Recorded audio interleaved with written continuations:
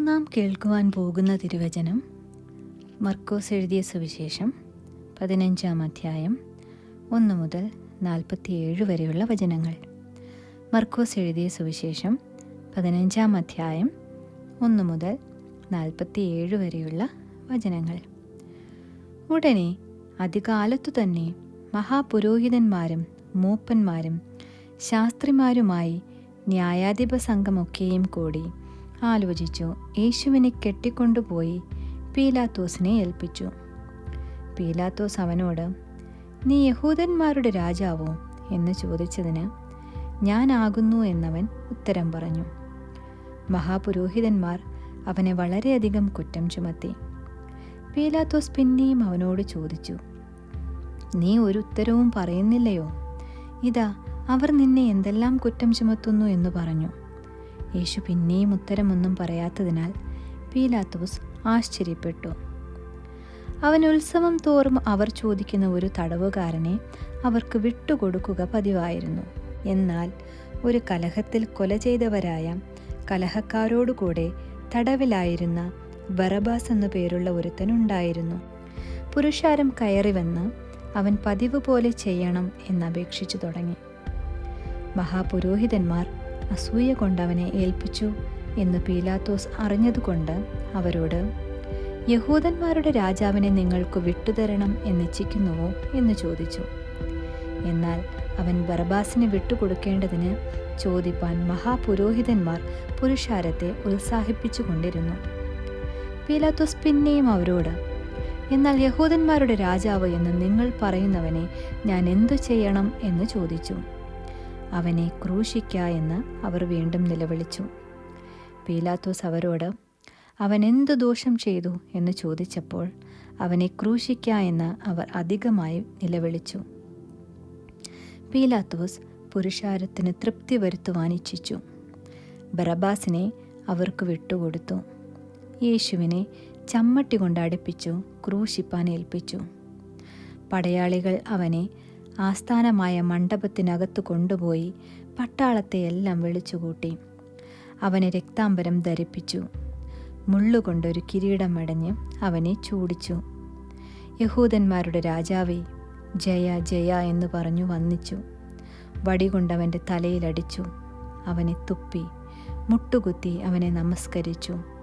അങ്ങനെ അവനെ പരിഹസിച്ച ശേഷം അവർ രക്താംബരം നീക്കി സ്വന്തം വസ്ത്രം ധരിപ്പിച്ച് അവനെ ക്രൂശിപ്പാൻ കൊണ്ടുപോയി. അലക്സാണ്ടറിൻ്റെയും രൂഫോസിൻ്റെയും അപ്പനായി വയലിൽ നിന്നു വരുന്ന കുറേനക്കാരനായ ശിമോനെ അവൻ്റെ ക്രൂശ് ചുമപ്പാൻ അവർ നിർബന്ധിച്ചു. തലയോടിടം എന്നർത്ഥമുള്ള ഗോൽഗോഥ എന്ന സ്ഥലത്തേക്ക് അവനെ കൊണ്ടുപോയി. കയ്പ് കലർത്തിയ വീഞ്ഞ് അവന് കൊടുത്തു. അവനോ വാങ്ങിയില്ല. അവനെ ക്രൂശിച്ച ശേഷം അവൻ്റെ വസ്ത്രം ഇന്നവന് ഇന്നത് കിട്ടണം എന്ന് ചീട്ടിട്ട് പങ്കുവച്ചു. 3-ാം മണി നേരമായപ്പോൾ അവനെ ക്രൂശിച്ചു. യഹൂദന്മാരുടെ രാജാവ് എന്നിങ്ങനെ അവൻ്റെ കുറ്റം മീതെ എഴുതിയിരുന്നു. അവർ 2 കള്ളന്മാരെ ഒരുത്തനെ വലത്തും ഒരുത്തനെ ഇടത്തുമായി അവനോടുകൂടെ ക്രൂശിച്ചു.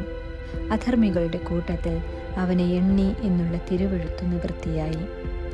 കടന്നു പോകുന്നവർ തല കുലുക്കിക്കൊണ്ട്, ഹാ ഹാ, മന്ദിരം പൊളിച്ച് 3 നാൾ കൊണ്ട് പണിയുന്നവനെ, നിന്നെ തന്നെ രക്ഷിച്ചു ക്രൂശിൽ നിന്നിറങ്ങി വാ എന്നു പറഞ്ഞ് അവനെ ദുഷിച്ചു. അങ്ങനെ തന്നെ മഹാപുരോഹിതന്മാരും മൂപ്പന്മാരും അവനെ പരിഹസിച്ചു. ഇവൻ മറ്റുള്ളവരെ രക്ഷിച്ചു, തന്നെത്താൻ രക്ഷിപ്പാൻ കഴിയുന്നില്ലല്ലോ. നാം കണ്ടു വിശ്വസിക്കേണ്ടതിന് ക്രിസ്തു എന്ന ഇസ്രായേൽ രാജാവ് ഇപ്പോൾ ക്രൂശിൽ നിന്നിറങ്ങി വരട്ടെ എന്ന് പരസ്പരം പറഞ്ഞു. അവനോടുകൂടെ ക്രൂശിക്കപ്പെട്ടവരും അവനെ നിന്ദിച്ചു. 6-ാം മണി നേരമായപ്പോൾ 9-ാം മണി നേരത്തോളം ദേശത്തെല്ലാം അന്ധകാരമുണ്ടായി. 9-ാം മണി നേരത്ത് യേശു, എൻ്റെ ദൈവമേ, എൻ്റെ ദൈവമേ, നീ എന്നെ കൈവിട്ടതെന്ത് എന്നർത്ഥമുള്ള ഏലോഹി ഏലോഹി ലമ്മ ശബക്താനി എന്ന അത്യുച്ചത്തിൽ നിലവിളിച്ചു. അരികെ നിന്നവരിൽ ചിലർ കേട്ടിട്ട്, അവൻ ഏലിയാവെ വിളിക്കുന്നു എന്ന് പറഞ്ഞു. ഒരുത്തനോടി ഒരു സ്പോഞ്ചിൽ പുളിച്ച വീഞ്ഞ് നിറച്ച് ഒരു ഓടക്കോലിന്മേലാക്കി, നിൽപ്പിൻ, ഏലിയാവ് അവനെ ഇറക്കുവാൻ വരുമോ എന്ന് നമുക്ക് കാണാം എന്ന് പറഞ്ഞ് അവന് കുടിപ്പാൻ കൊടുത്തു. യേശു ഉറക്കെ നിലവിളിച്ചു പ്രാണനെ വിട്ടു. ഉടനെ മന്ദിരത്തിലെ തിരശീല മേൽതൊട്ടടിയോളവും രണ്ടായി ചീന്തിപ്പോയി. അവനെതിരെ നിന്നിരുന്ന ശതാധിപൻ അവൻ ഇങ്ങനെ പ്രാണനെ വിട്ടത് കണ്ടിട്ട്, ഈ മനുഷ്യൻ ദൈവപുത്രനായിരുന്നു സത്യം എന്ന് പറഞ്ഞു. സ്ത്രീകളും ദൂരത്തു നിന്ന് നോക്കിക്കൊണ്ടിരുന്നു. അവരിൽ മഗ്ദലക്കാരി മറിയയും ചെറിയ യാക്കോബിൻ്റെ യോസയുടെയും അമ്മ മറിയയും ശലോമയും ഉണ്ടായിരുന്നു. അവൻ ഗലീലയിലിരിക്കുമ്പോൾ അവർ അവനെ അനുഗമിച്ചും ശുശ്രൂഷിച്ചും പോന്നു. അവനോടുകൂടെ യെരുശലേമിലേക്ക് വന്ന മറ്റു സ്ത്രീകളും ഉണ്ടായിരുന്നു. വൈകുന്നേരമായപ്പോൾ ശബ്ബത്തിന്റെ തലേ ദിവസം ഒരുക്കനാൾ ആകകൊണ്ട് ശ്രേഷ്ഠമന്ത്രിയും ദൈവരാജ്യത്തെ കാത്തിരുന്നവനുമായ അരിമഥ്യയിലെ യോസെഫ് വന്നു ധൈര്യത്തോടെ പിലാത്തോസിൻ്റെ അടുക്കൽ ചെന്ന് യേശുവിൻ്റെ ശരീരം ചോദിച്ചു. അവൻ മരിച്ചു കഴിഞ്ഞുവോ എന്ന് പീലാത്തോസ് ആശ്ചര്യപ്പെട്ടു ശതാധിപനെ വിളിച്ചു.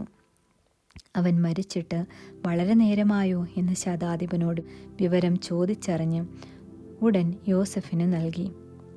അവനൊരു ശീല വാങ്ങി അവനെ ഇറക്കി ശീലയിൽ ചുറ്റിപ്പൊതിഞ്ഞു പാറയിൽ വെട്ടിയിട്ടുള്ള കല്ലറയിൽ വെച്ചു. കല്ലറവാതിൽക്കൽ ഒരു കല്ലുരുട്ടി വെച്ചു.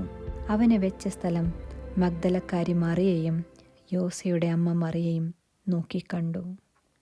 ആമീൻ.